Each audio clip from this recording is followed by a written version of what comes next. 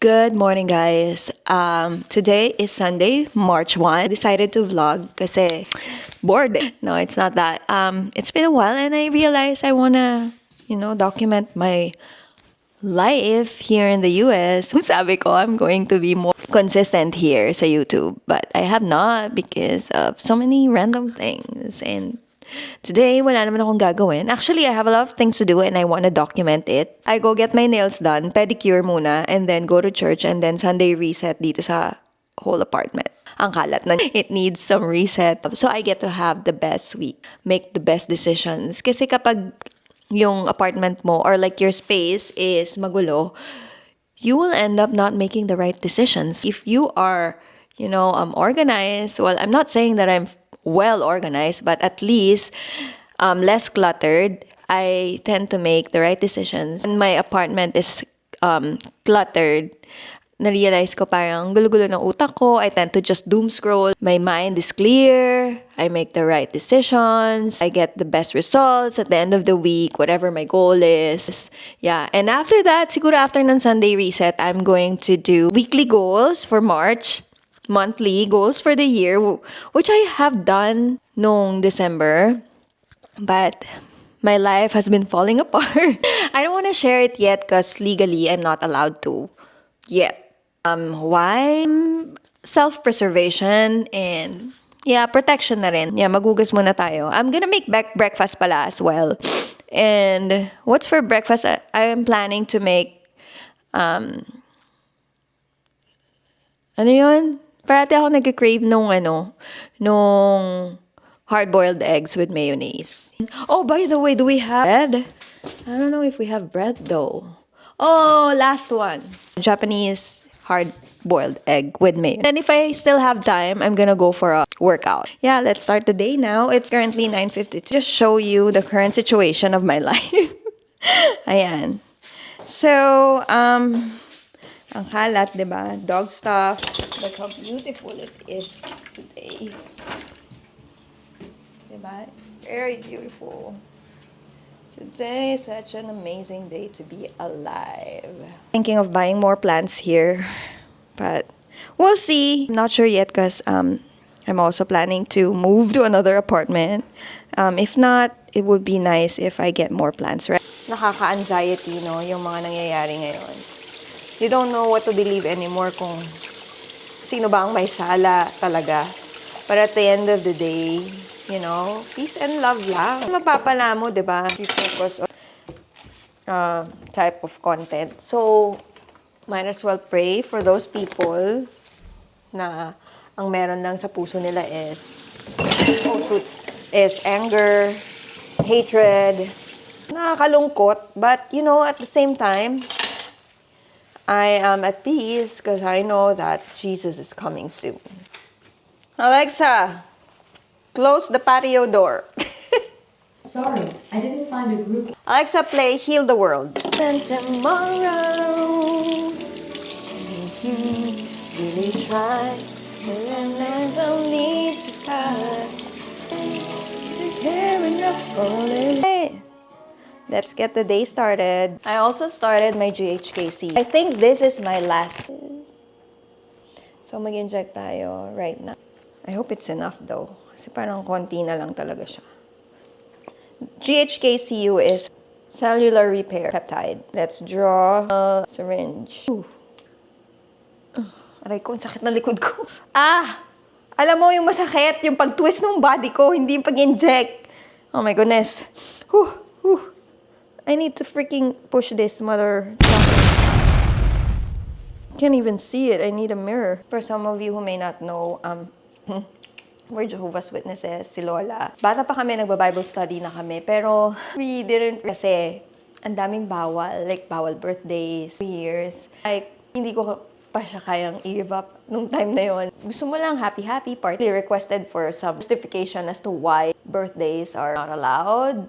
sa mga Jehovah's Witnesses. Na-prove naman nila. Naman ako baptized JW. So, I can't really say it online. But, yeah, it's, na-justify naman nila. Naintindihan ko naman as to why. So, worldly event naman nila, hindi ka naman, sinusuppress to be happy or to celebrate every day. You can celebrate every single day of your life, whatever, however you want to live your life. I've been ordering coffee outside. And, yeah, na-miss ko to. Actually, nag-stop na nga ako mag-coffee. Times you just can't help it.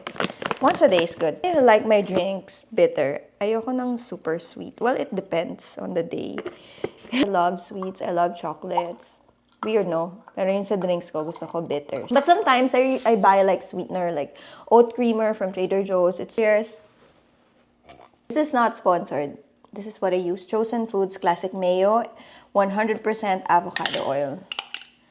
To, I don't know, salt and pepper only. And then I just add this. Yep. Yes. I think I this for today. And whatever's left for tomorrow na lang ulit. Yep, let's eat. Saan ko itatapon yun? My gosh, kain muna tayo.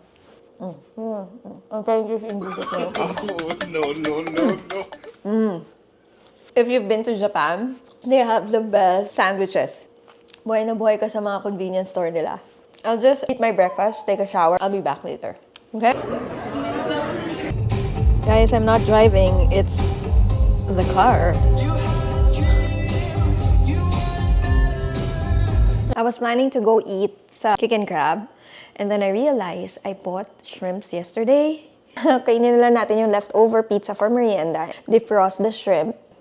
I'll just cook it the way I want it. Like with butter and garlic, some lemon, and salt and pepper. I forgot to tell you, yesterday, I had a tooth extraction. I have broken tooth, dalawa, because I did root canal during pandemic. Ba't nga hindi ako pumayag eh? Well, kasi kasalanan ko din naman somehow. I didn't go back sa tamang schedule na binigay sa akin ng dentist. I went back whenever kailan ko feel. So, it took me like 2 years to finish the root canal. And I also got my car. I decided to get Tesla para wala na masyado paperwork. Bilis lang. Grabe yung ADHD ko. Mabalik na sa pizza. Imagine I'm already eating solid food. Yesterday nga, I also ate my leftover Panda Express. I realized, grabe pala talaga yung pain tolerance ko. Kasi, imagine, sinong kumakain ng solid food after magpabunot? Ako lang. Did I feel pain? Yes, I did. Gusto kong kumain ng solid food eh. Yeah. And by the way, this is from Walmart. I like it. I used to have a roommate. Couple sila. Like the girl, me and we jive. The guy, on the other hand, may mental health problem siya. In the beginning, hindi ko siya masyadong kinakausap kasi nga, I don't know, for some reason, I have this thing na parang feeling ko, pag kinausap ko yung lalaki, baka magsalos yung babae. Ako ngayon, mas medyo aloof ako sa lalaki. Mas close ko yung babae. So, ayun, naging close kami hanggang sa, hindi naman kami super close, pero alam mo yun, we talk. Kasi the other guy, hindi siya nag-work. So, stay at home lang din. So, kami lang dalawa naiiwan kasi nga work from home din ako. May time na talagang magsasalubong kami without saying anything at all. Pero may time na meron siyang, by the way, he's bipolar. May time na meron siyang, how did I know? Well, I saw some medication sa cabinet by accident. Bigla na lang siyang magagalit. Alam mo yun, maririnig ko na lang siya sa phone na bigla na lang may minumura, may inaaway na kulang na lang patayin niya. Story time. First week na nandito sila, it was 9 in the morning and then all of a sudden, may narinig akong sumisigaw. So I thought they were fighting, arguing, yung couple. Only to find out, like 30 minutes later, that the girl is already gone for he's by himself, screaming, punching the walls. Imagine that. Parang ako, wait a minute, ano to? Baliw siya. So, dun ko na-realize na parang, oh, merong mental health problems to. Fast forward, I got used to him. I mean, there are times na talagang nag-aaway sila. Pero si girl, mabait, tahimik lang. Ginirinig ko minsan, umiiyak lang siya pag nag-aaway sila. Pero it happens like several times. It happened several times like hanggang I got used to it. But there was a time I got bullied. Maybe it's my fault also somehow kasi not that I'm being loud, but I'm also not, hindi din ako sobrang quiet. Pero ayoko naman yung tipong, alam mo yun, I wanna be myself when I'm here. I don't wanna walk on eggshells. So parang nung time na yun, 9 o'clock na di ba? And I feel like sila gising na, di ba? They're getting ready for the day. And yung babae may work din ng 10 in the morning. And it was already 9 in the morning. I was going to walk the dogs. This was in September. So, lumakad kami ng mga aso. And then, I came back. Oh, before that, naiwan ko yung coat, yung jacket ko. And medyo malamig nun. So, I tied the dogs up sa doorknob. And may hallway kasi kami. So, for them not to bark really loud, kasi maingay talaga yung dogs ko. Para hindi sila magingay, sabi ko sa kanila, I'll be back. Yun yung cue ko for them to not bark and tell them that I'm going to be back, I'm just gonna get something. Diba? So, like, I'll be back. But I didn't raise my voice on them. My voice was just regular, like this. I walked the dog back after 30 minutes. And then, narinig ko na naman, nagwawala na naman si kuya. Na yung lalaki, nagwawala na naman. And he was like, So, akala ko, may kausap siya sa phone. Tapos, maya-maya, naririnig ko, he's mocking me. Like, he's saying, I'll be back. And then, he's trying to like, malalaman mo naman eh. Yung face, yung pillow. So, nandun lang ako sa living room. I was wiping the dogs, yung paws nila sa wipes. Tapos, yung guy, parang, naririnig ko, nagagalit na naman siya. Nandun pa yung girl, kasi wala pala siyang pasok nung araw na yon. So, he was like trying to control himself, yelling dun sa pillow. Malalaman mo, maririnig mo, kasi nasa apartment naman kami, medyo hindi naman ganun kakapal yung wall. So, maririnig mo, fuck, ganyan, bitch. Tapos, me and he said, I'll be back, fuck, bitch, blah, blah, blah. Parang ako, wait a minute. He's not mad at someone. He's mad at me for being noisy. Maybe because they woke up. I don't know. I'm just assuming, pero it's very odd for him to say the same words I just said before I left to walk my dogs, correct? Iyak ako kasi I feel like I'm not safe. I'm being bullied inside my home, and I feel like hindi niya talaga ako gusto nung guy. I feel like sometimes nagwawala siya because of me. Not because of someone else, pero imbyer na siya sa akin, pero hindi niya malabas sa akin. Kasi syempre, bakit niya ilalabas? Wala naman akong ginagawang masama sa kanya. Pero because he's bipolar, alam mo yun, ganun talaga siya. Until, yun nga, I got used to him. Pero nung time na yun, naiyak ako, hindi ko kinaya yung emotions ko. I decided na i-text sila na hindi na namin itutuloy yung lease, which is January. And this was in September. Text ko, by the way, yung girl. Kasi nga kami naman yung maayos, di ba? Tapos, ang nag-reply sa akin yung lalaki. Ang haba ng message niya. Parang galit na galit siya, blah, blah, blah. Hindi ako nag-reply. Di ba? Kasi sabi ng husband ko, wag daw ako mag-reply. So, hindi ako nag-reply. Sorry. Tinanong kasi nila when. When is the end of blah, blah, blah, blah. Eh, they know nakakalipat lang talaga namin dito nung June, and they moved in ng August. So, 1 year ang term namin. And alam nila. Sabi ko, it's gonna be in January. I'm at work, sorry, late reply. Kasi it took me like a few hours to reply to them. Very minimal lang yung response ko. Tapos pag uwi ko, oh my God! Parang Joyce, ganyan. Alam mo, nakakatakot talaga siya. Nakakatakot. As in, serial killer vibe. But, pag mabait si kuya, sobrang bait niya. That's how you know someone's bipolar. Kasi, alam mo, later on na ako magkukwento ng ibang incident. Kasi, ang dami kong grabing stressful experience sa kanila. But, I'm still thankful na wala silang ginawang masama sa akin. Came to a point na, alam mo, I'm not sure if I'm ready to talk about this now, pero anyway, dun muna tayo sa point na yun. Nagalit siya. And then from then on, hindi talaga kami nag-uusap. No, lalaki. Pero yung girl, whenever she's here cooking, hi, hello, blah, blah, blah, diba? Yeah, bigla na lang ako may marinig in the middle of the night, may susuntok or fuck. bitch, ganyan. Or minsan may kausap siya sa phone, talagang inaaway niya yung nasa telepono. Before, syempre kinonfront siya. Okay, kinonfront siya nung husband ko. Sabi niya, what happened, ganyan-ganyan, blah, blah, blah, ano nangyari. Kasi nga, hindi naman siya nagsumbong. Pero syempre, sasabihin mo, di ba? Alam naman hindi mo sabihin. So, sinabi ko sa kanya, so, ang text sa kanya, ang palusot sa kanya is, nag-a-apply daw siya ng trabaho over the phone. Tapos, galit na galit siya, kaya minumura niya.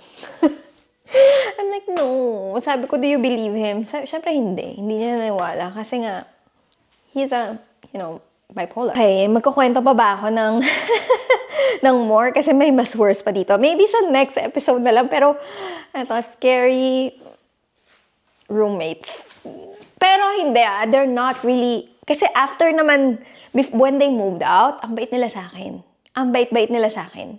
I mean, kaya nga, it's making me confused sa situation na am I going crazy or what? Pero hindi talaga normal. Well, he's taking medications. Pero may time naman na nag-heart-to-heart talk kami one time. This was in January, a month before they moved out. Kinonfront niya ako, yung talagang sinisigawan niya na ako, nakulang na lang, saksakin niya talaga ako. Pero ako, I try to stay calm. Sabi ko nga, every time na gagawin niya yun, wala yung phone ko sa akin, I could have recorded it. Pero hindi ko na-record. Pero nung time na yun, talagang nagdadasal lang ako, Lord, please keep me calm. Please, keep me safe. Calm and time na kalmado ako, nag-open up na siya sa akin. And I kind of understand him. Siguro pwede ako maging psychologist or like maging doctor. Because kind of like understand him in a way. May kwento more sa susunod na episode. Pero ang dami ko pang experiences na hindi ko makakalimutan. Last year, first half was amazing. Pero half of the year was, oh my God, I cannot believe how I got through it. And right now, I am thriving. Basta yun lang masasabi ko for now. And let's do a reset shortly. Lalakad ko na yung mga dogs. Linis tayo ng buong apartment kasi para next week, it's gonna be amazing. Also, I got my new car, my Tesla. I'm so happy with my decision of buying one kasi I was thinking if I should get the GLA or the Model Y. I've been asking everyone, even the ones, yung friends ko na merong both. And sabi nung friend ko na merong model na GLA na may Benz and Tesla, sabi niya, just get the Tesla.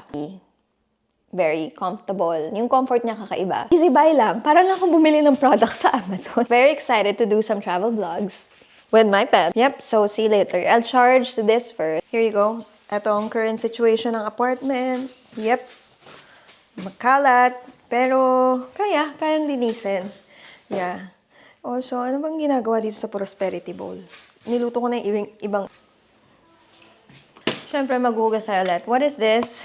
This is incense. Sabi nila, for once in your life, you should live alone. Get to know yourself.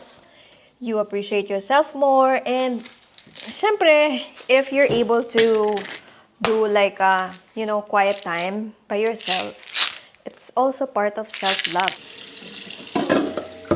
Kanina, pinilit ko lang inumin yung kape ko. I don't know what seems to be the problem, but I used to love the mushroom coffee, but I don't know. Vacuum ko. Ano ba magandang vacuum? Okay ba mag-invest sa Dyson? I don't know. Ako usually nag-aayos sa second bathroom. Doon ako nagsiskincare, dito ako nagme-makeup. This is where I bathe my dogs. Kaya ang gundumi. So, lilinisin natin. You know what I need? Nasaan yung tripod natin? So guys, I got this bowl from Marshalls kasi nakita ko sa TikTok yung gloss lip balm bowl. So, put everything in here. Let's see later if I have... Yeah, marami din kasi akong lip product. And then the mirror. Ano those? Sabi na!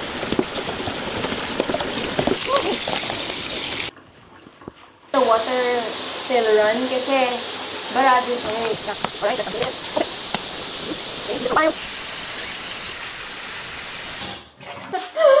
Gusto ko talaga ng malinis na banyo. Kasi kadiri naman kung dumi-dumi ng banyo. No?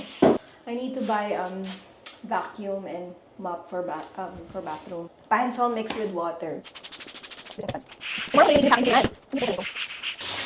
The mirror na natalsikan ng mga pagtututbrush. I'm finally done cleaning the bathroom. Hindi siya super deep clean, but, you know, na-declutter ko na siya para maayos pag nag-visit yung friend ng mom ko. Because she's coming over and I don't know if she's gonna stay here with me for a day or two. I don't know. But yeah, let me show you the result.